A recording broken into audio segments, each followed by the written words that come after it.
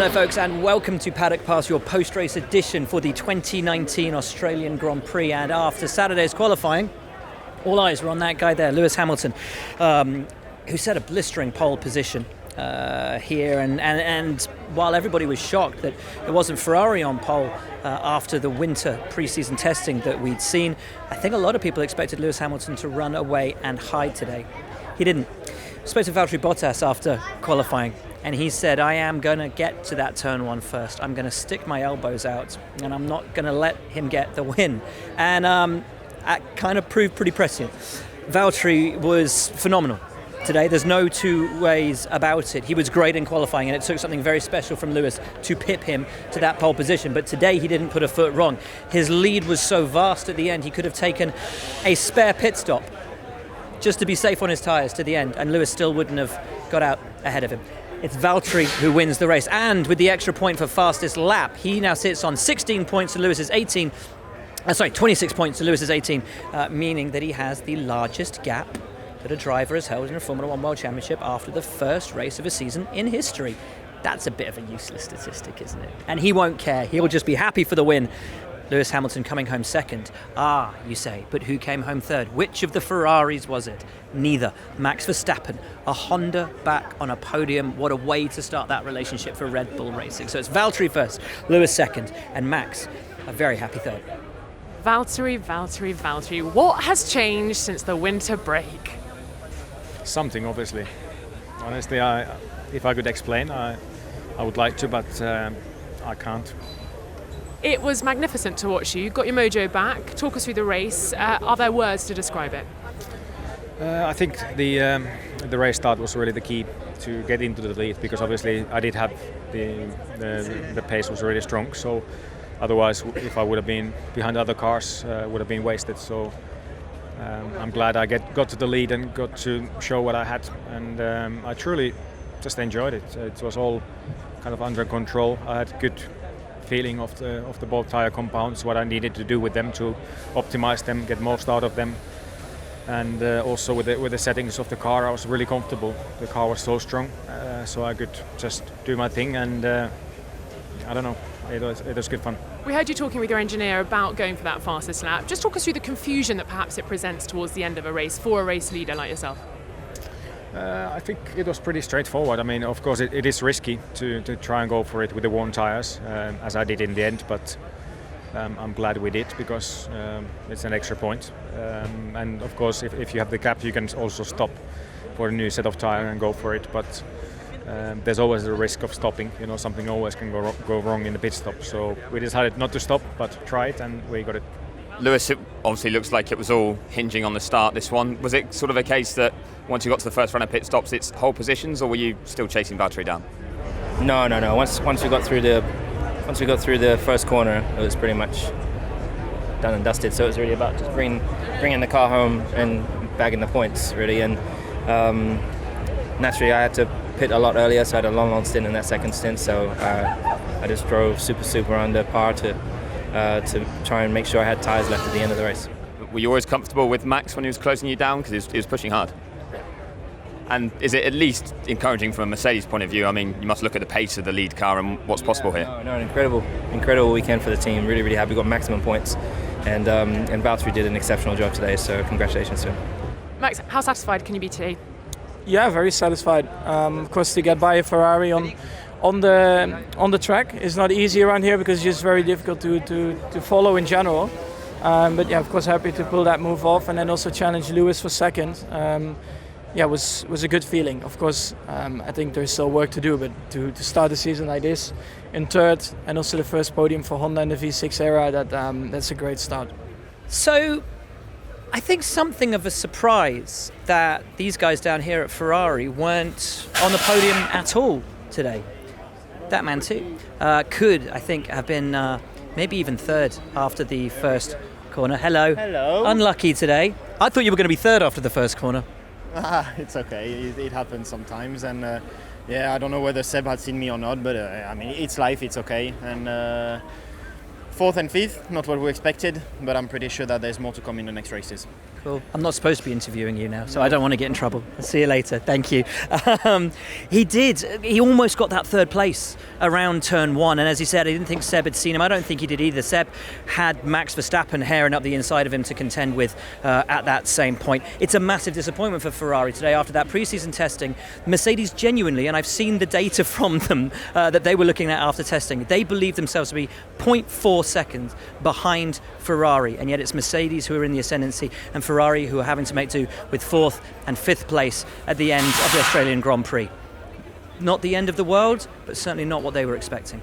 I didn't expect anything. First race, I think you never really expect a certain result, but certainly I expected better form, particularly today. So a bit surprised, especially this. I think the first stint was in line with what we saw the whole weekend, but the second stint was off. Not sure why. I was wondering why I was so slow. So haven't got an answer yet. And do you think Ferrari can recover quickly from this, though? Are you more optimistic for Bahrain? I mean, it's a long year. Obviously, now we need to get back and understand. Surprising and shocking how fast Mercedes was and how easy it was for them today. But for us, we look at ourselves, and we have now a couple of days to have a good look. Read all the feedback again, go through everything that we collected, and see what we can do and come up with in the next 2 weeks. Charles, your Ferrari debut, but did it go as you'd hoped? Not really. I think the start was pretty good. Going into on the outside of Seb in the first corner. I don't know whether he has seen me or not, but then I had to go in the cross because I had no space. So then I lost 2 positions, and then back to 5th, and I just did my race from there. Did a small mistake in the first stint, but then it was pretty positive. The second stint was pretty quick, and then we had to keep positions at the end. So 4th and 5th team, I think top 3 was not reachable today, but we'll work to try and understand what went wrong. And go from there. But at the end also Melbourne is quite a strange track, and it never really represents the reality of things, so we'll work on our side, but I don't think we're that far. I was going to say, are you confident that this Ferrari car is still capable of fighting Mercedes and Red Bull right at the front? Well, at the end, as Lewis said, and as we said, it's not like we changed massively the cars from Barcelona testing to here. And it's, normally what you finish in Barcelona is more or less the car you arrive here. And we were quick in Barcelona. There's no reasons that our car now is not quick anymore. So I'm pretty confident that our pace is somewhere there. We were not strong on this race, but I'm pretty sure we'll recover in the next race. 12 months ago, the story was, of course, Haas here in Australia, both for the good and the bad. We knew after testing that they were about the 4th fastest team. They certainly appeared to be so in the race itself, and then disaster struck when both cars were out because of a problem in the pit stops. Coming here this year, a lot of focus has been on them again because of what happened last year. But I didn't talk to Gunther about that earlier in the weekend because I thought they've had 20 races since that first race to get their pit stops right. They never had the problem again. Why should it be a problem again? And for Kevin Magnussen, it wasn't. He had a great race, finished 6th. Unfortunately, we didn't get to talk to him in the pen, but he had a magnificent race, came to talk to me on F1 Live, and seriously happy with the pace in the car. Grosjean was really happy with the pace in the car until problem with the left front. Again, incredibly, unbelievably, the same issue. But they at least held the car until the issue was resolved, but it wasn't resolved. Apparently the damage done to that left front in trying to ensure that that nut was bolted on finally unworked itself as his car circulated around the track. It is quite impossible to imagine that that same thing would happen again when for 20 races it hadn't. It must be a sense of deja vu for you today. Indeed. Can you tell us what happened, elaborate on anything? No, I don't know yet. I don't know what happened exactly. Just felt wrong. And fortunately it was the suspension that broke down. Not sure if it's another part or whatsoever. But not a good day. And before that, before the pit stop, were you happy with the pace of the car? I mean, things looked good this weekend until that. Yeah, I think it was up here. It was behind Magnussen. The new rules are great for following another car, but the tires are still what they were last year, and as soon as you push, they slide and then you lose the grip. So even though we can follow much easier than in the past, overtaking is still very complicated. When is this guy going to catch a break? If he didn't have bad luck, he'd had no luck at all at his home Grand Prix. Daniel Ricciardo qualified 12th, Hulkenberg 11th. And while Hulkenberg ended up in the points His teammates didn't even get to the end of the first lap without major damage to his car. Coming down the start finish straight, pushed a little bit onto the grass, hit a manhole cover or a divot or something. The front of the car shoved into the ground. Front wing flew off. And that was pretty much Ricciardo's day done. I don't know what. Would you like a licorice all sorts, Steve? There you go, mate. Sorry that I've manhandled it. Yeah, just not a great day, really, for Daniel Ricciardo, who you'll hear from now. Hülkenberg had a much better day, finished in the top 10, finished in 7th, so fast, in fact, that he unfortunately left the pen before we could talk to him. But you will hear from Daniel Ricciardo, and unfortunately it's a familiar tale of disappointment for him at the end of the opening round of a Formula One season. Yeah, I mean, I guess it was really over from the start. So I just saw an onboard. It's pretty much what I remember in my head. So I feel like that was translated. But yeah, just I thought the start was okay. I saw Perez didn't get a great one, so there was a bit of room on the inside. So I went. He kind of covered a bit, so I just went a bit more, and because I wasn't sure when it happens that quick, you don't know how much they're going to go. So you just try and follow their trend, and then just dropped the wheel on the grass, and then there was a massive bump or ditch, or I don't know what it was, but that was that. So I don't really know. It's a terrible word, but unlucky, I guess. It was just a shame that it happened so quickly as well. What broke that caused you to retire? I actually still don't know. But they just said to retire. And I mean, to be honest, after that incident, you're a lap down pretty much after the first lap. So I was, trying to just push to do some laps, but my mind wasn't in the race. So when they said retire, I knew we weren't anymore fighting for points. So that was, in a way, I'm like, all right, well, we'll save some of the equipment. With its innovative design, a lot of people were expecting Alfa Romeo to be best of the rest coming here in Australia. They looked good, but not as good, I think, as anybody had expected. Giovinazzi on an odd strategy to try and stay out, maybe bunch the field up, not really sure, but he stayed on his mediums for a long time and created a queue of traffic. Kimi Räikkönen, though, quite an enjoyable race for him and finished in the top 10. It's not the result I think a lot of people were expecting, but then this has been a weekend with some unexpected results. Nevertheless, points for Kimi, points for Alfa Romeo, and certainly a solid foundation for the rest of the year. I think pretty poor start, and then lost the place, but I managed to gain one back. So after that we had a small issue with the rear brake because tear-off went in the brake cooling, so we had to stop much earlier than we were planning because of that to clean it up. But yeah, to me the car was fast, but I could get close, but that's about it. I think it's the track layout that makes it very difficult to overtake. So yeah, I think positive feeling. I think we could have got better end result, but we take this and go for next one. Probably the surprise of the weekend, Sport Pezza Racing Point. Arrived here with what was pretty much a new car, to be fair to them, and it didn't give them the performance gain of which they'd hoped going into qualifying and certainly into the race, and they weren't expecting to have a very strong run. As it was, though, Lance Stroll had a belter and came home in P9. So 2 points on the board for Racing Point. Sergio Perez had a strong race as well, but ultimately towards the end, there was a big train of traffic, all held up behind Antonio Giovinazzi, who tried a really weird strategy today of just trying to make his tyres, his medium tyres that he started on, just last way too long, which ultimately caught out Sergio Perez and a lot of drivers around him. But yeah, Stroll, really good race today. Strong pace. I was talking to Otmar Safnauer earlier, and he's happy. I think they're all happy because on a weekend where they didn't expect much with this new car, they've left with points. Yeah, great day. Really happy with that one. It was great to pick up a couple points. First race weekend of the season. Yeah, kicked off in good form. What does this do for your confidence? Well, I mean, nothing. I was just happy to be in a car that could compete this season. So we've already talked about Verstappen and Red Bull Honda being on the podium and what a good result that was for them. I think we should also pay tribute to the great job done by Toro Rosso Honda this weekend as well, which during the race looked to be on par with, and sometimes somewhat better than, the Red Bull driven by Pierre Gasly. These guys have got a solid car. Of course, we know the rear end is the same as Red Bull, but the front end isn't shabby, and the drivers aren't bad either. Alex Alban had a good rookie race, sadly not finishing in the points. Danny Kvyat, though, had a very strong return to Formula One, finishing in 10th for that final point. Very enjoyable, very nice race, very clean. We had a good pace. I think we were managing well everything around us.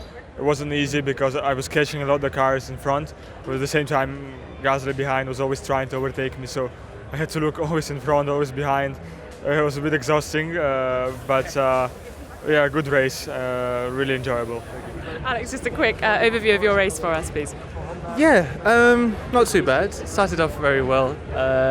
Kind of the first experience of doing a real start, and I didn't really know what to expect. It was kind of like drop the clutch and be like, yeah, that was okay. But overall quite good. I think we made up 2 positions at the start, and I thought, okay, we're in for a fight here. We were 1 position from the points, and I thought, yeah, we can definitely do this. Then, yeah, that was pretty much as good as it got. we were in a bit of a battle with Giovinazzi. I think he was struggling with his tyres, and everyone on that strategy lost out really. So it was Lando, Sergio and I, we were all at the back having our own little battle. But yeah, it was a good experience, and yeah, came away with a clean weekend, relatively speaking. So yeah, I'm happy. A really tough one today for McLaren. Lando Norris excelled in qualifying. The brilliant rookie performance, putting himself well into the top 10 for his debut Formula One race. Carlos Sainz had good pace, but found the Williams of Robert Kubica that had got a puncture and so fell out in Q1. Carlos didn't get a chance today, really, to make an impression in the race. What appears to be a catastrophic engine failure in the Renault power unit in the back of his car. Norris, meanwhile, I think had a really impressive debut. He didn't come home in the points, but that shouldn't stand against him, I don't think, on a day of real learning, understanding, just getting the start right. And with the loss of downforce as you go down there into turn 1 was a big enough job in itself.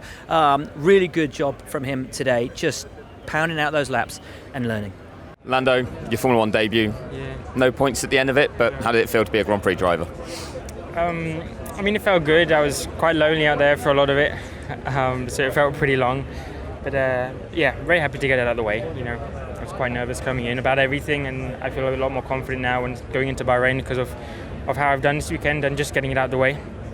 But at the same time, a bit more disappointed about how I did today because there was more potential to be had. I just didn't maximise everything, basically. A couple of mistakes, and yeah, that's why we didn't get any points, so that's something I need to work on for next time. Was it the start that really cost you? You lost a few places there? I wouldn't say so much the start. It obviously put me back a little bit. The initial start wasn't too bad. I mean, it wasn't great. I got a bit eager on the acceleration phase and got a bit of worse spin. But it was more the Giovinazzi part of it. Everyone else went straight past, and I just struggled to take it close and just make it clean, basically. So yeah, that cost me the position on Stroll and Kvyat, and a better chance of top 10. I wouldn't have been guaranteed, but a better chance. So that's just something I need to work on for next time. And so we come to Williams, and sorry tale, really. Not an easy weekend. Car off the pace from the start. The team telling the drivers not to ride the curbs because they needed to look after the floor because they only had one of them. Not enough spare parts. Car breaking apart. No pace. Just, a miserable time. Robert Kubica hitting the wall in qualifying because he said that finally, for some bizarre reason, and he couldn't understand why, the car actually hooked itself up on his last lap, and he carried so much speed through turn 9 that it actually surprised him as he carried that speed through turn 10 and clattered the wall. For a team that doesn't have many spare parts, today's race was pretty miserable because they lost a front wing, damaged the car even more. So it's been a really tough weekend for George Russell, for Robert Kubica. But look, at all of the Kubica fans, I mean, if you get World Championship points for support, then Robert won the race. These guys are all pulling for him, and boy, you just got to hope that it all comes good for them soon. Robert, how was your first race with Williams? Well, for sure more enjoyable than it looked from outside. Although I will never thought that I will say something like this, because normally performance in the races is the most important aspect. But I think from the situation when I have been coming back after 8.5 years, although the pace, as I said, it was not great, there were some positive aspects. I think yesterday was not the best day from my driving, but today I did a good start. Unlucky, I think, in the first corner, as Gasly, I think, was touched by someone, or he moved suddenly to the right and he took my front wheel off. So yeah, there were some positive aspects, but unfortunately I did suffer also some damages on the rear of the car. So on the third lap I lost the mirror. So it was really, I thought it will never, get it even more difficult. But yeah, that's how it is. And from difficult weekend, as I said, there were some really positive things, and I'm happy. Well, that's your lot from Paddock Pass. The Paddock is being packed up and shipped off to the next one, which of course is Bahrain in 2 weeks' time. It's been a great first weekend from a racing perspective. Valtteri Bottas, your championship leader, getting that monkey off his back and finally getting the win that eluded him all the way through last year. We do leave though with heavy hearts. It's not been an easy weekend for anybody. A very emotional one for everyone. We leave Australia minus one of the most influential and important people this sport has ever known, and whose loss I think is only just beginning to be felt. We thank Charlie. We continue to race for and because of Charlie. That's your lot, folks. See you in Bahrain.